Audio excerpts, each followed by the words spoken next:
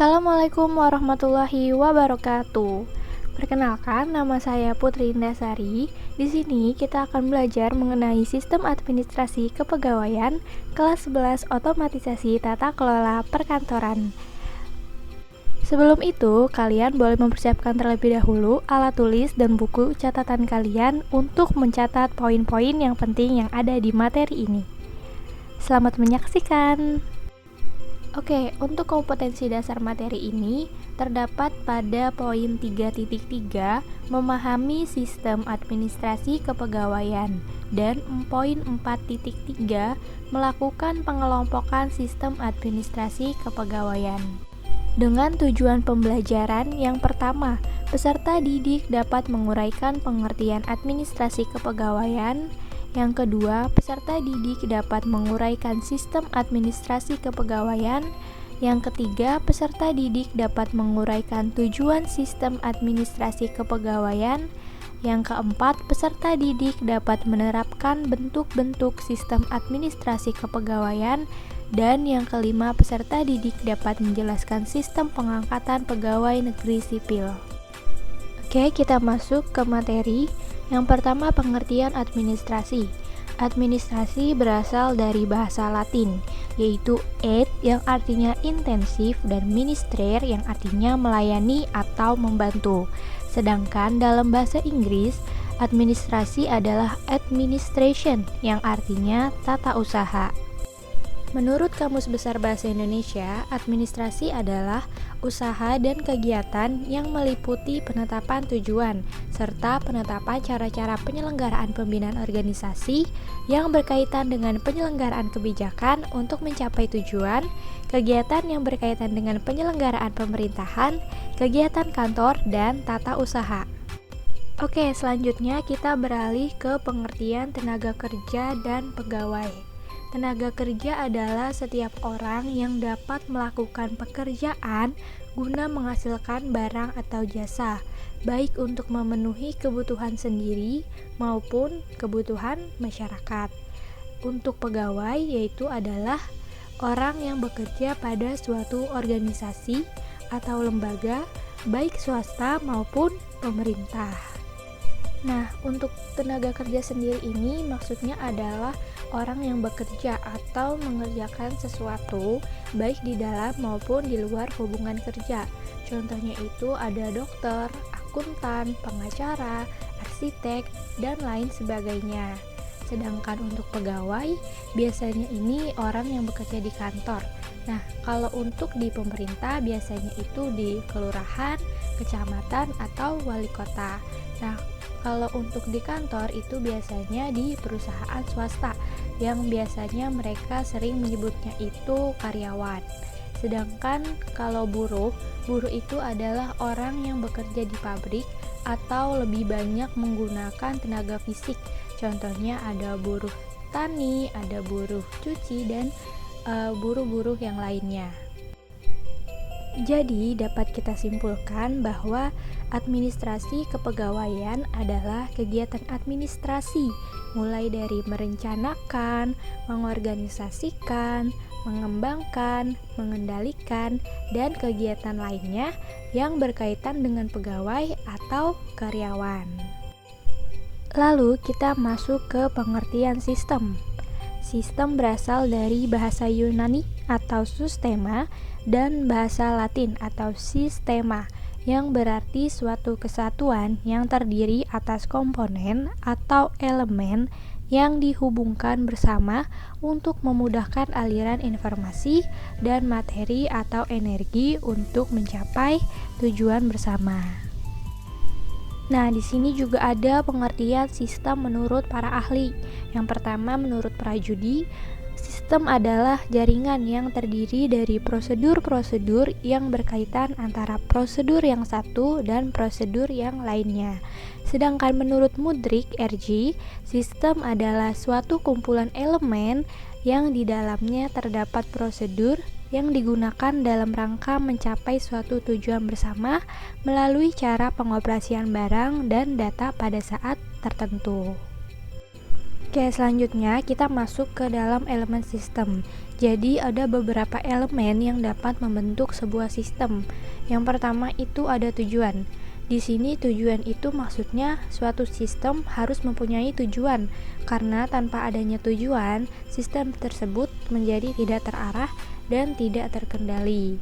Yang kedua ada input atau masukan. Di sini adalah segala sesuatu yang masuk ke sistem dan selanjutnya menjadi bahan yang dapat diproses.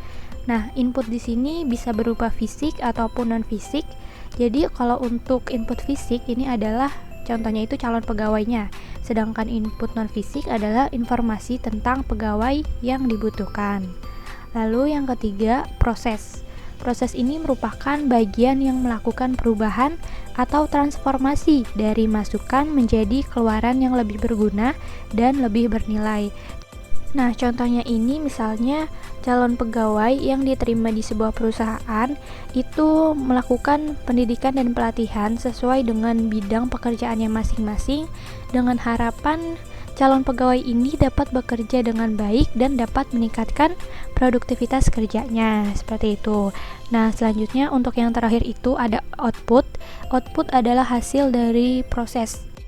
Nah, jadi setelah si calon pegawainya itu sudah mendapatkan pendidikan dan pelatihan dari perusahaan, maka mereka bisa meningkatkan produktivitas perusahaannya. Jadi mereka memberikan hasil bahwa mereka sudah bisa meningkatkan produktivitas perusahaan dan juga meningkatkan kinerja mereka gitu. Berarti hal ini outputnya menjadi positif. Jadi dapat kita simpulkan bahwa sistem adalah sekumpulan elemen atau bagian yang bekerja sama dengan menggunakan suatu prosedur untuk mencapai tujuan bersama. Misalnya ketika kita sedang mengadakan ujian nasional. Nah, itu kita mau pakai sistem apa? Sistem apa yang digunakan di sekolah tersebut? Apakah sistem komputer atau sistem manual gitu kan? Nah, mungkin dari situ kalian bisa sedikit paham mengenai sistem, yaitu sistem yang digunakan atau prosedur apa yang digunakan. Lalu kita masuk ke dalam pengertian sistem administrasi kepegawaiannya sendiri. Jadi, sistem administrasi kepegawaian adalah suatu sistem yang mengelola perencanaan, pengorganisasian, pengembangan, dan pengendalian pegawai sehingga tujuan yang diharapkan dapat tercapai. Sebagai contoh, misalnya dalam mengelola penerimaan pegawai diperlukan suatu cara atau sistem sehingga pelaksanaannya dapat berjalan dengan baik dan tujuan mendapatkan pegawai yang berkualitas dapat tercapai. Agar tidak terjadi kecurangan, tes terhadap calon pegawai memerlukan sistem tertentu sehingga calon pegawai yang lulus adalah calon-calon yang terbaik. Selanjutnya, landasan hukum. Jadi, kebijaksanaan dasar sistem administrasi kepegawaian di negara kita mengacu pada Undang-Undang Nomor 43 Tahun 1999 tentang perubahan atas Undang-Undang Nomor 8 Tahun 1974 tentang pokok-pokok kepegawaian. Nah, dalam undang-undang tersebut dinyatakan bahwa dalam rangka usaha mencapai tujuan nasional untuk mewujudkan masyarakat madani yang taat hukum, berperadaban modern, demokratis, adil, dan bermoral tinggi, diperlukan pegawai negeri yang merupakan unsur aparatur negara yang bertugas sebagai abdi masyarakat, yang menyelenggarakan pelayanan secara adil dan merata, menjaga persatuan dan kesatuan bangsa dengan penuh kesetiaan kepada Pancasila dan Undang-Undang Dasar 1945.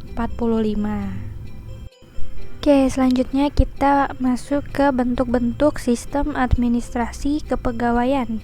Yang pertama, sistem kepegawaian terintegrasi atau the integrated system. Jadi, sistem kepegawaian terintegrasi ini adalah suatu sistem kepegawaian yang pengelolaan administrasi kepegawaiannya mulai dari rekrutmen pegawai, penempatan, pengembangan, penilaian, penggajian, sampai dengan pensiun ditentukan oleh pusat. Nah, sistem ini cocok diterapkan pada pemerintahan yang menerapkan sistem dekonsentrasi. Untuk sistem kepegawaian terintegrasi memiliki kelebihan dan kekurangan. Untuk kelebihannya itu yang pertama adalah perekrutan dilakukan secara nasional. Yang kedua, terdapat keseragaman dalam aturan kepegawaian termasuk sistem penggajian. Jadi karena ini sistemnya pusat ya, jadi untuk aturan kepegawaiannya itu harus seragam, tidak ada yang berbeda-beda. Lalu yang ketiga, peluang karir luas dan terdapat pegawai profesional. Jadi di sini gak ada yang namanya KKN. Nah, yang keempat, adanya pengiriman pegawai pusat ke daerah untuk pembangunan. Misalnya di daerah X ini ada pembangunan jalan tol. Nah, di sini pegawai pusat memantau bagaimana pekerjaan pembangunan tersebut seperti itu. Yang kelima, karena sistemnya ini nasional, maka kebutuhan pegawai dan diklat pegawai dapat diperkirakan. Jadi misalnya itu pegawai di sini ada segini nih, ada 100. Nah, butuh pelatihan segini gitu kan. Jadi semuanya itu bisa diperkirakan. Lalu yang keenam, pemanfaatan pegawai dapat dilakukan secara optimal. Nah, selain kelebihan, pastinya ada yang namanya kekurangan. Kekurangannya itu yang pertama, seringkali terjadi kelambatan terhadap kebutuhan daerah atau lokal. Karena ini sistemnya pusat ya, jadi sistemnya itu terkadang lama, jadi terlambat seperti itu. Untuk yang kedua, lebih sulit bagi pusat untuk memenuhi kebutuhan pegawai pemerintah daerah. Karena secara nasional, maka kebutuhan pegawai di daerah itu tidak bisa langsung terpenuhi gitu. Yang ketiga, pengangkatan pegawai daerah oleh pemerintah pusat sering menimbulkan konflik dengan pemerintah daerah karena cenderung lebih memenuhi kepentingan pusat. Jadi di sini itu pusat punya kuasa dari si daerah. Jadi terkadang itu suka terjadi yang namanya konflik. Si daerah ini istilahnya itu punya wewenang, tetapi pusat juga ingin mengambil wewenang tersebut. Dan yang terakhir itu, loyalitas pegawai lebih banyak diberikan kepada pusat daripada pemerintah daerah. Karena di pusat itu biasanya sistem penggajiannya itu lebih tinggi daripada daerah, maka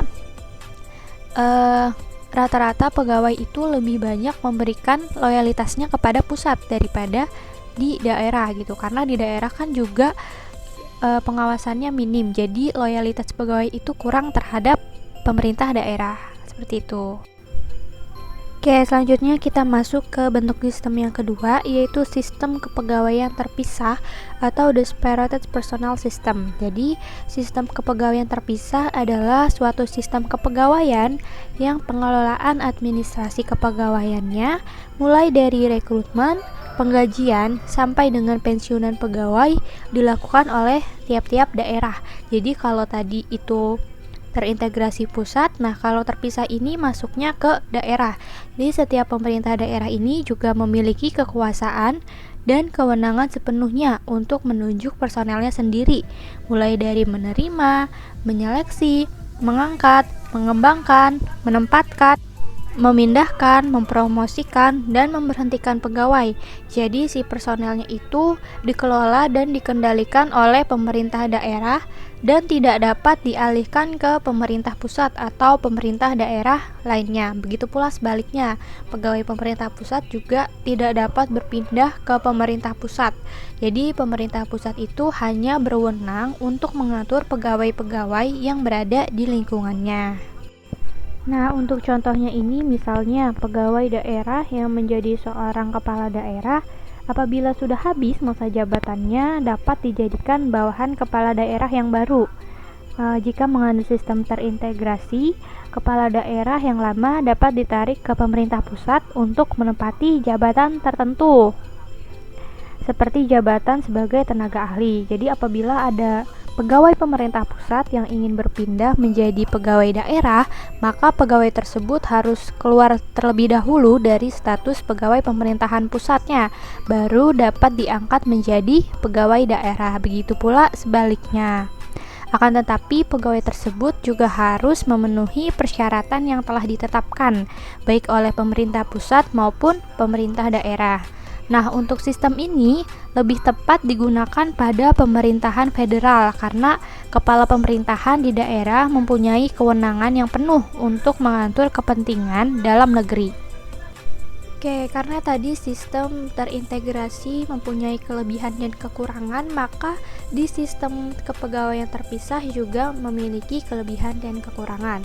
Untuk kelebihannya, yang pertama itu kesetiaan dan kinerja pegawai lebih efektif. Yang kedua, adanya keterikatan moral pegawai kepada pemerintah daerahnya karena prioritas untuk menjadi pegawai diberikan kepada penduduk setempat. Yang ketiga, pegawai cenderung mengetahui kondisi daerahnya dengan lebih baik. Yang keempat, lebih ekonomis karena segala gaji lebih bersifat lokal. Yang kelima, pemerintah daerah dapat mengadakan perekrutan dan pengelolaan sumber daya manusia sehingga sesuai dengan kebutuhan daerahnya. Yang keenam, pemerintah daerah memiliki kendali atas seluruh stafnya. Yang ketujuh, mengurangi tingkat urbanisasi karena sistem tersebut dapat mendorong pemuda berbakat untuk mencari karir dalam pelayanan pemerintah kota atau daerah setempat. Nah, untuk kekurangannya sendiri itu yang pertama, pemerintah daerah yang kecil sulit untuk merekrut pegawai profesional karena keterbatasan dalam membayar gaji. Yang kedua, hanya efektif jika dilakukan di daerah atau kota yang besar. Dan yang ketiga, peningkatan karir kemungkinan akan terhambat karena pemerintah daerah lebih memprioritaskan pegawai yang berasal dari daerah setempat. Nah, selanjutnya kita masuk ke bentuk sistem administrasi yang ketiga, yaitu sistem kepegawaian terpadu atau the Unified Personnel System. Jadi sistem kepegawaian terpadu ini adalah suatu sistem kepegawaian yang pengelolaan administrasi kepegawaiannya mulai dari penerimaan, penyeleksian, pengangkatan, pengembangan, penempatan, pemindahan, promosi, sampai dengan pemberhentian pegawai yang berada di wilayah kerja tertentu dilakukan oleh suatu badan tertentu. Nah, sistem ini cocok diterapkan pada pemerintahan dengan sistem sentralisasi. Untuk kelebihan sistem kepegawaian terpadu, yang pertama itu adanya komisi yang mengatur pegawai secara nasional. Jadi adanya orang-orang yang mengatur kepegawaian secara nasional. Lalu yang kedua, dapat membantu pemerintah daerah kecil untuk mendapatkan pegawai yang profesional. Karena dia yang merekrut, maka dia yang akan mengirimkan pegawai tersebut gitu untuk ke pemerintah daerah. Nah, yang ketiga, adanya perlindungan dan tindakan yang sewenang-wenang. Misalnya ada tindakan nepotisme, maka kita bisa melaporkannya kepada pihak yang berwajib gitu kan. Lalu yang keempat, adanya pelatihan baik sebelum maupun sesudah menjadi pegawai. Yang keempat, adanya pengawasan dari pusat tetapi tidak mengurangi kewenangan pemerintah daerah. Yang keenam, mutasi dilakukan tanpa merusak karir. Dan yang ketujuh, dapat mengurangi kolusi dan nepotisme. Itu untuk kelebihan sistem kepegawaian terpadu. Nah, berikutnya nih ada yang namanya kekurangan dari sistem kepegawaian terpadu. Yang pertama, adanya campur tangan politik terhadap komisi. Yang kedua, adanya perbedaan persepsi antara pegawai pemerintah daerah dan komisi. Yang ketiga, merekrut pegawai profesional lebih sulit karena keterbatasan karir. Dan yang keempat, kesulitan untuk mengembangkan prosedur kepegawaian, standar kerja, sistem penggajian, dan aturan kedisiplinan. Seperti itu. Baik, untuk materi sistem administrasi kepegawaian cukup sampai di sini dulu. Nanti akan kita lanjutkan ke materi berikutnya. Sampai jumpa di materi selanjutnya. Assalamualaikum warahmatullahi wabarakatuh.